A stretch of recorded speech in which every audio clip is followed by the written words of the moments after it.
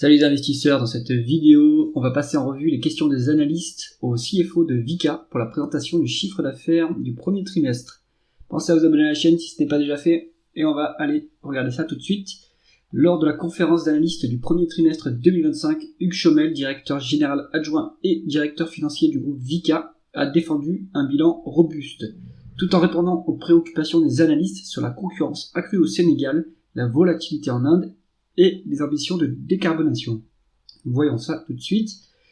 Sénégal, un nouveau concurrent sur le marché. Donc, face à l'arrivée d'un nouvel acteur au Sénégal, Auguste Derrix de Kepler Chevreux a interrogé le CFO sur les parts de marché.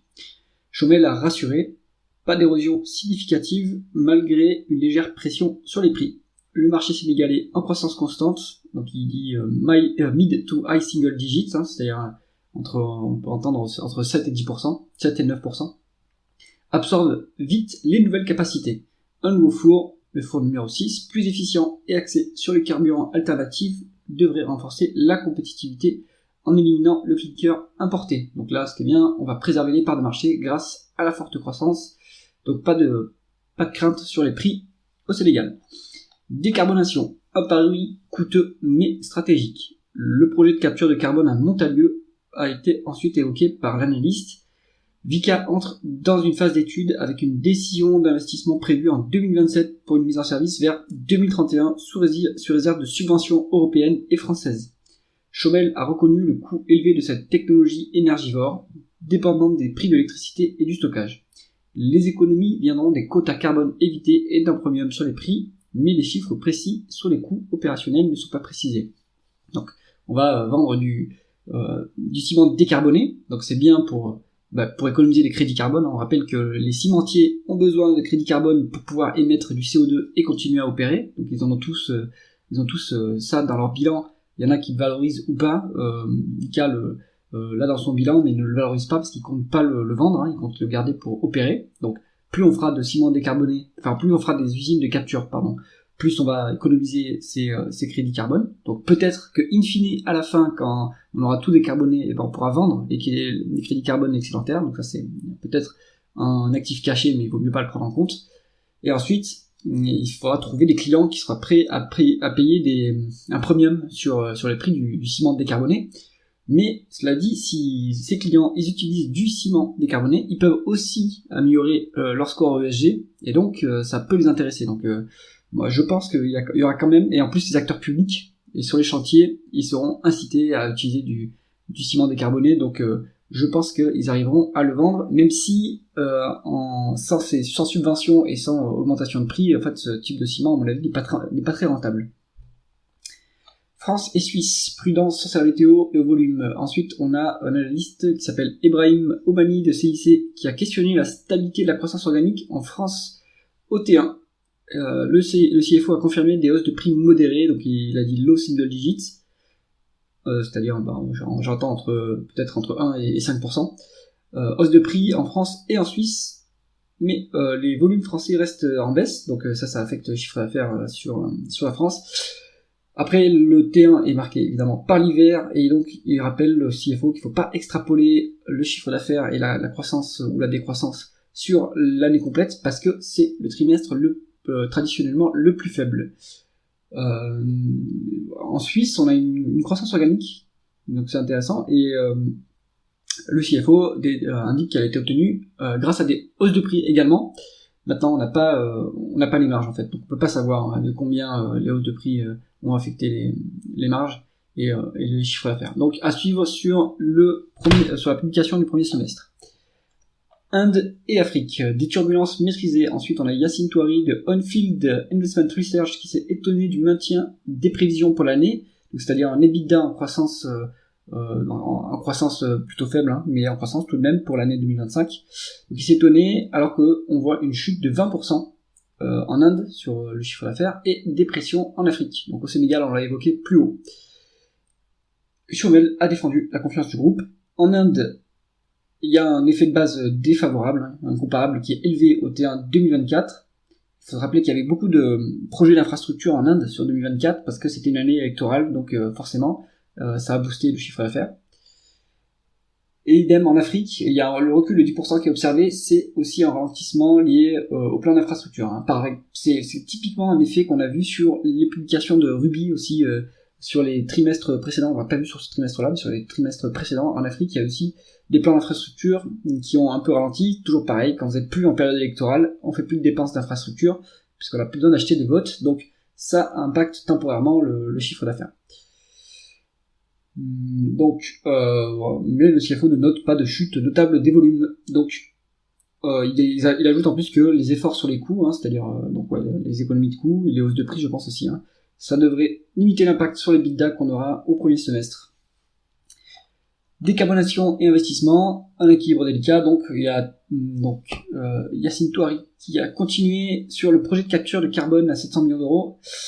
Il a cherché à comprendre les critères de décision. Les décisions d'investissement, est-ce que c'est rentable, comment s'assurer, comment prendre une décision face à la rentabilité du projet. Le CFO a admis que même si on avait un léger retour sur coût du capital inférieur, on pourrait quand même envisager de faire ce projet, parce que en face, il y a des subventions, hein, c'est ce qu'on voit d'ailleurs, par exemple ils avaient aussi un projet équivalent en Californie, donc en fait ces projets ne sont pas viables sans subvention, mais les autorités, évidemment, elles ont des plans de décarbonation, donc elles subventionnent les acteurs comme Vicat, mais tous les acteurs du ciment en général qui travaillent sur ce genre de projet. D'ailleurs, le CFO reste optimiste, hein, il s'attend à ce que les autorités françaises encouragent l'achat de ciment vert, même si le marché n'est pas encore prêt à payer un prix trop élevé par rapport à ce ciment, mais il y aura forcément des subventions. Maintenant, dans un pays qui est plutôt en difficulté budgétairement parlant, ça reste à voir s'il y aura quand même des subventions conséquentes. Alors peut-être au niveau de l'Europe, par contre. États-Unis, hausse de prix en vue.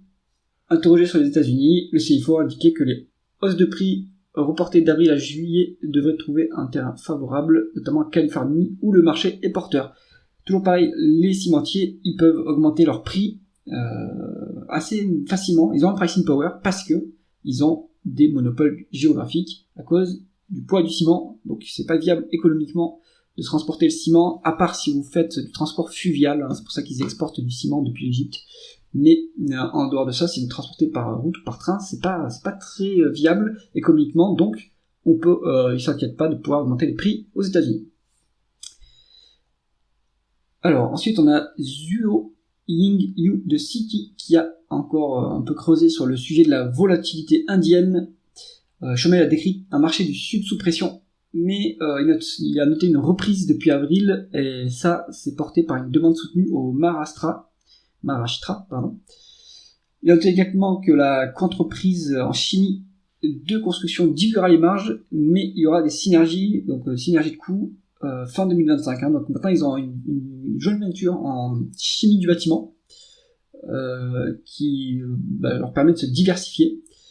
Ils s'attendent donc vu qu'ils ont fait une alliance, il faut qu'ils dégagent un peu des synergies avec la co-entreprise.